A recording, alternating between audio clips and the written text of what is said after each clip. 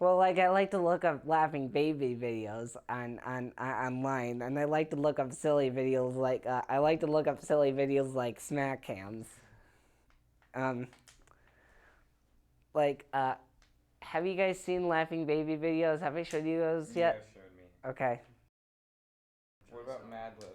Do you like Mad Libs? I love Mad Libs. They're so much fun.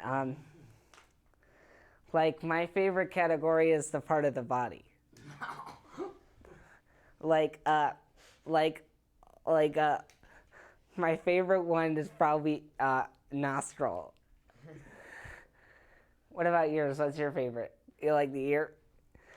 Know what another one is? Butt cheeks. And know what another word for butt is tush.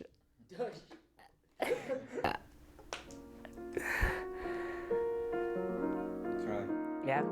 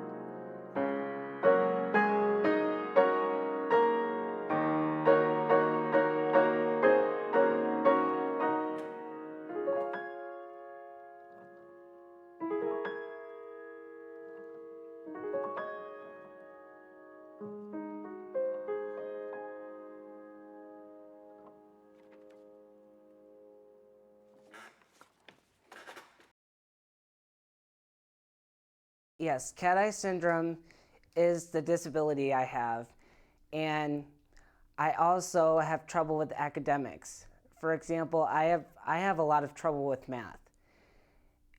But if I need help with my math, someone is willing to help me with my math. But the thing is if I if if I didn't play music, like if I didn't have cat eye syndrome, then my skills wouldn't be as good as they are right now. And we knew after a year and a half or a year and a half into it that something wasn't quite right.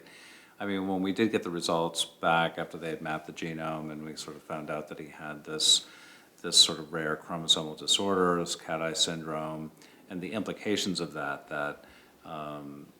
Charlie would really would never be able to have children.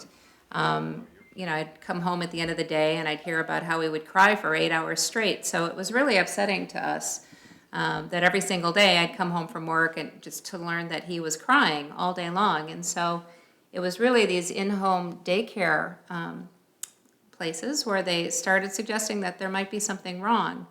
And we raised the issue with Charlie's first pediatrician, and it was repeatedly dismissed. We just continued on, not thinking that there was anything wrong. But then he started falling off the developmental charts. He really wasn't walking at age 1, and he wasn't talking or saying too many words at age 1.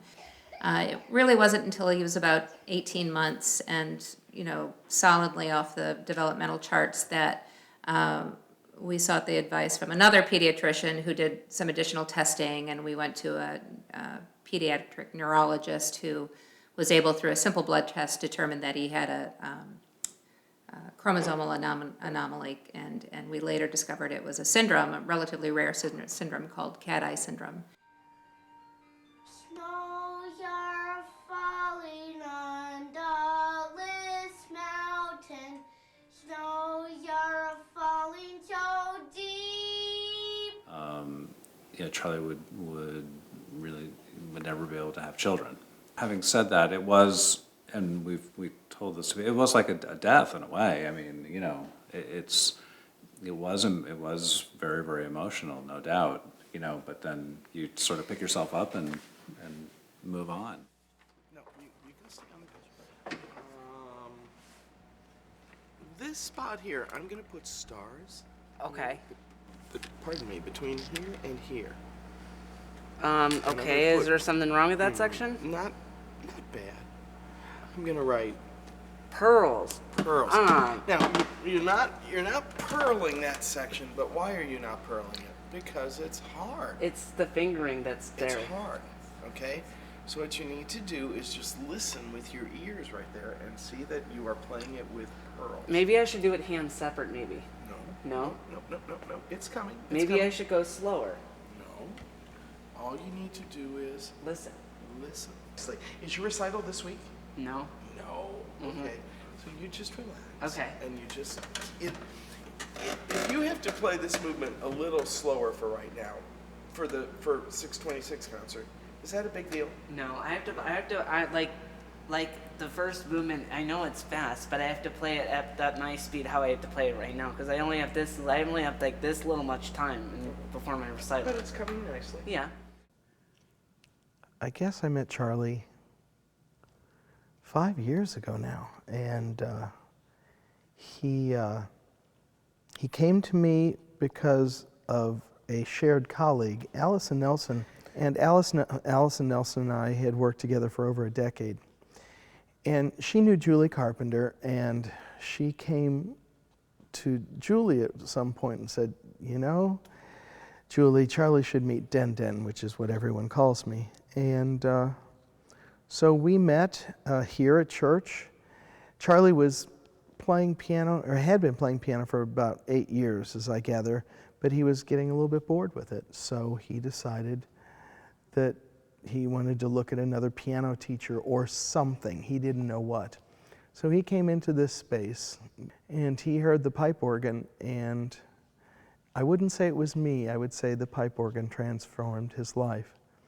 And he found another artistic vehicle that set his imagination on fire. So are our lessons really boring, and are we very serious? Our lessons are so much fun. Do we laugh a lot? Yes, we do love to laugh a lot. Yes. So is music something that is yucky and really heavy and really, really mean, or is it really, what is it? It's so much fun. I really love it. So what Charlie and I have found is a friendship. Don't you think we're really good friends? And we're just going to grow together, and I'm going to learn how to teach him and to develop him. Den Den is just a wonderful guy to work with. And I love him so much. He has such a great sense of humor, and he calls me funny names. For example, like he likes to say my last name funny, like Culpepper or cul-de-sac or Clampinger. He just likes to be funny. He likes to say my last name funny. There is an amazing place called Grace, which is this church. And it's a miraculous place for Charlie because Charlie has found full acceptance, not as a person who's in any way a special needs person, but just a person who is deeply loved as Charlie and who is treasured when he plays magnificently and a delight to talk to. Charlie doesn't have a nervous bone in his body. He will talk to every single person in a room. And he will often not leave until he has literally spoken to every person in a room. Can you do that? I can't. After 20 or 30 people, I've had enough talking to people. But Charlie will walk up to literally every person in the room, whether it's a person much older than him or just a little tiny kid. And if he doesn't know him, he'll introduce himself. And he's not introducing himself because he thinks that he should introduce himself. He is so interested in every single person. You're ready to rock, huh? Yep. So, Can you please do the normal? but it was a moment. No. So how are you doing? I think what people respond to is Charlie's sincerity and earnestness and purity. They see, just maybe in a certain simplicity. Charlie is always fully present and truly interested in the person that he's talking to. And in a world that moves pretty fast, Charlie just being fully present and so sincerely interested in whoever he's talking to. So he has a lot of friends and a lot of people who support him and a lot of people who care about him, and they know that he cares, he reciprocates that love and affection. I think I remember as a little guy, even at 4, how he just kind of, his enthusiasm for everything he did was so infectious, and he would take such delight when he would learn a new sound, for instance, and be able to say it in a new word or something like that. And just to help him begin to express himself and be able to put a voice to his ideas was just a really kind of thrilling thing to see develop. Maybe he was in 1st or 2nd grade, he really wanted to go to the Hard Rock Cafe. And a lot of kids didn't even really know that sort of existed, or they weren't that into rock music, but he loved it. He loved looking at all the guitars and all the cool stuff that they have there. And that was his birthday, and I actually got to go with them, so it was a lot of fun. We smell a rose and we say, oh, what a pleasant thing. And a dog can smell 3,000 times more intensely or clearly than a human can. We'll never experience that. Another way of maybe talking about Charlie's ability compared to ours is, between you and me, there's oxygen. I know that because I read books. I don't see the oxygen. So that there's a tangible level in Charlie's musical experience that few people, even people who put on airs and say that they're, great musicians, just will never experience.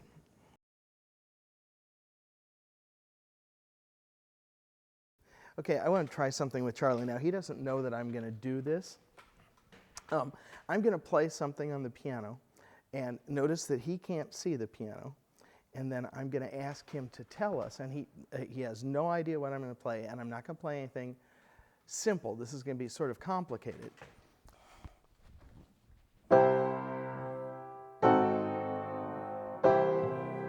Can you do that? Now, we haven't practiced this. This is just Charlie. This is how his ear works. Good, go back. Now, if I play this. Now, you all saw that it's instantaneous in him. So his universe is not a universe of black notes on a page that is music.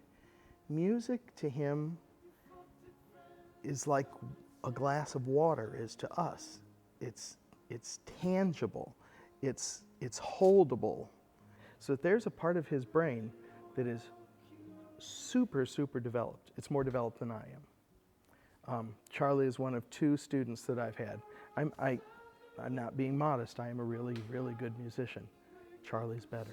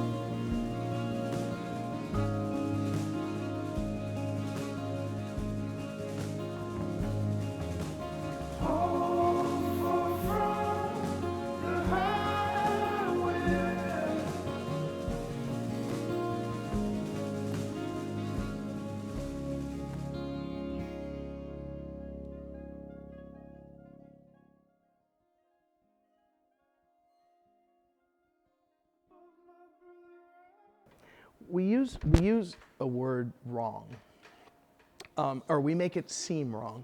We use the word voyeurism. Voyeurism is to watch somebody else do something. Like when we go to a movie, Star Wars, you know, you're either on the side of Luke Skywalker, go Luke Skywalker, or Darth Vader. But we go to experience someone else's life. When we go to a play, we do the same thing. You know, we're relating to the protagonist. Well, when people come to a concert to hear Charlie, they're voyeurs. They're living through somebody else's life. They see Charlie sit down at the piano and play like lightning fast, or they hear him play the organ and it's thunderously loud, and they're like, wow, I could never do that. And then they say, well, here's this person with special needs. We should feel sorry for him because he has special needs. But then you go to a concert of Charlie's and you're like, this man is in this universe of sound that I could never attain. And so what it is Charlie isn't in a special needs universe.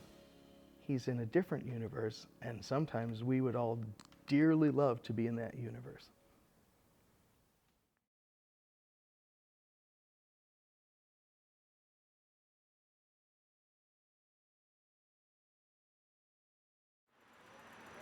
Hi. Hi there. Thanks for coming. Thank you for inviting me. Oh, is that your mom? Let's go over Yeah, there. my mom's over there, yeah. I'm excited. Are you? I'm excited too. What are you playing? Well, I'm playing Chopin, Bach, Debussy, and Bjorn tonight. So yeah, I remember Bach from last year, or was it the year before? I think it was the year before. Yeah. So, right. but this is something totally different, and it's harder than Little Feud. So, yeah. Looking forward to it. There's no problem. I got two of them. I'll step on either one. So are you ready? I'm all ready to go. Yep. Yep. I'm ready. Yep.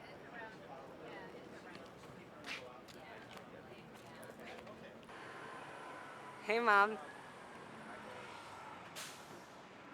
So the Thomasons have just arrived. Nice. You love those Thomasons, right? And Should we keep these inside until outside? Outside.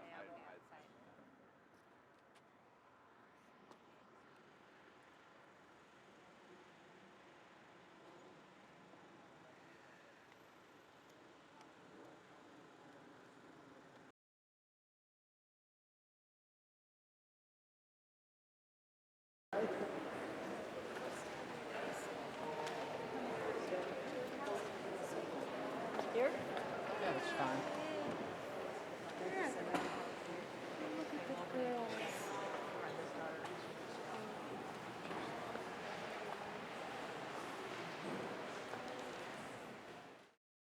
thank you all so much for coming. It is an honor and a privilege to be playing for you tonight. I want to express my appreciation to Grace Church for allowing me this performance opportunity. And I also want to thank my organ instructor, Dr. Dennis Berkeley, for his kindness and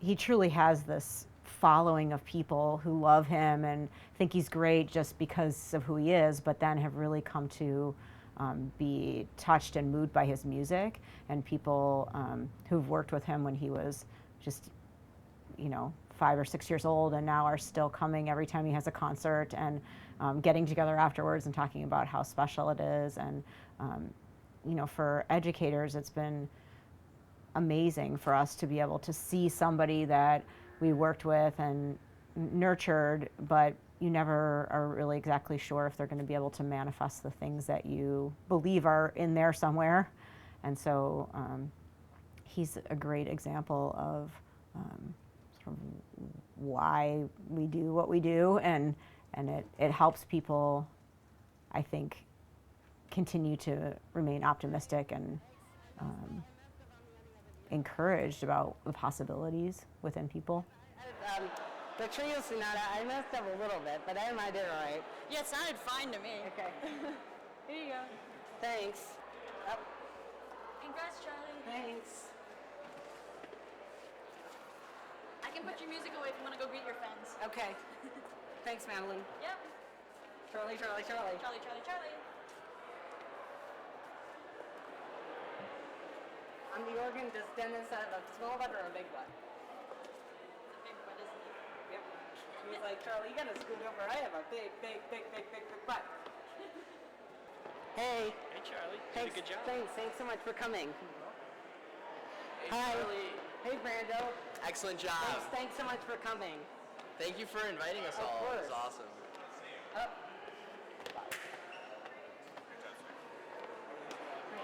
Thanks. However, I messed it up. Thanks. Hi. No, you did great, Charlie. You did great. Hi. Wonderful concert. Thanks for coming. How are you guys? Thanks so much for coming. It was a lot of fun. Good. We had fun. Well done, Charlie. That was marvelous. Thanks. The house. Thanks. Hi. Oh, Charlie. Hi. Thanks. Hi.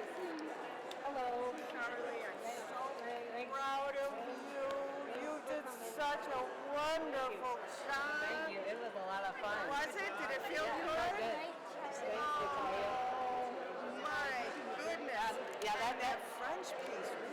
Which one? On the piano. Perloon? Yes.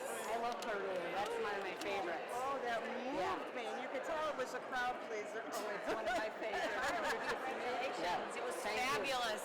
That's great. Let me give you a hug. It was great. I didn't realize how wonderful you were. Okay. Oh, I'm sorry. What was your name? Andy.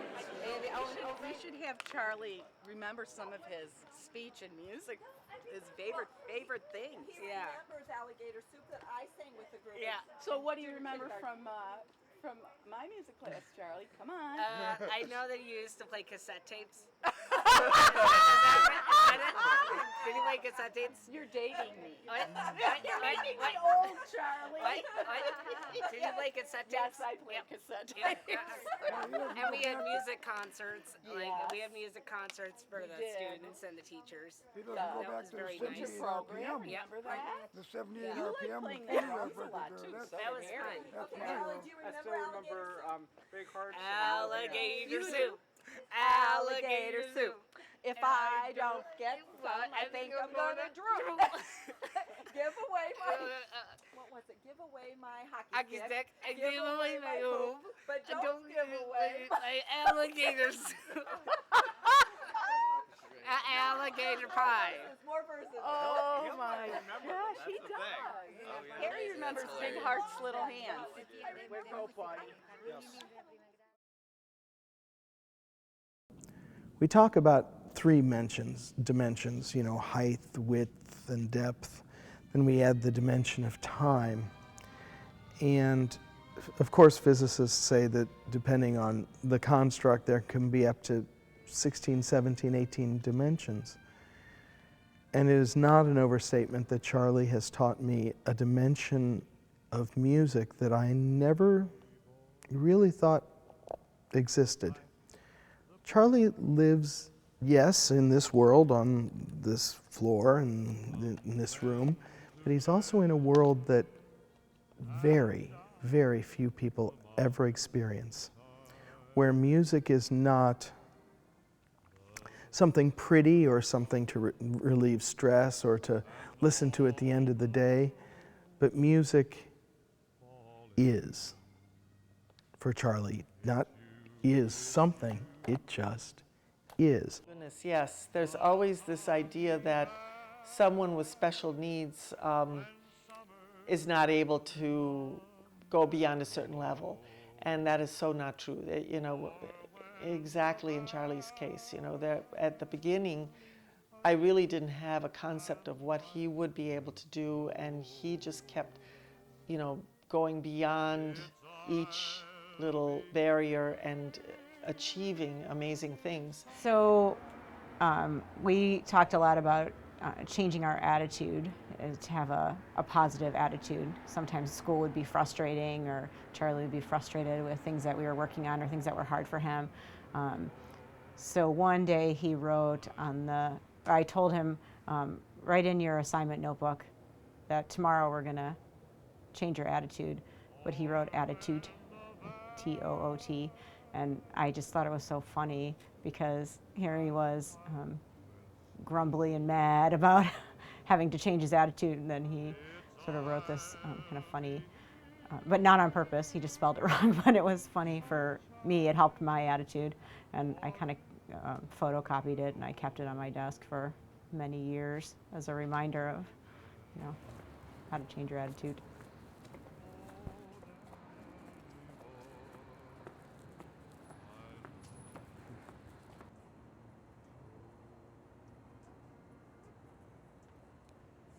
I'm really sad because I miss having Dominic here.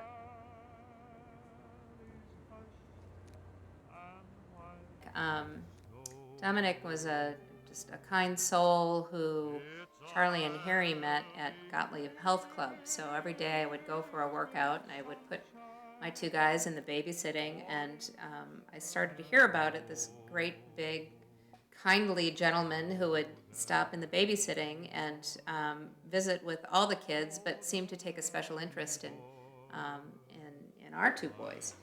And they developed a friendship, and they started, you know, Dominic started bringing gifts for Charlie and Harry to the health club at Christmas time. And then when Dominic found out that Charlie played the piano, he said, well, my wife Pat, really, she plays the piano and she loves the piano, and we'd love to hear Charlie play piano, so we had him over. We had the two of them over for Christmas one year to have Charlie play the piano for them. And then Dominic fell into ill health and ended up in a convalescent home, and Pat, during a very, very difficult time for Dominic, had Charlie come and play for him his last Christmas. And Charlie played Danny Boy, and it moved Dominic to tears, and we think it gave him a little bit of brightness in his last Christmas. I think I played the piano. I played Danny Boy for him on the piano, and I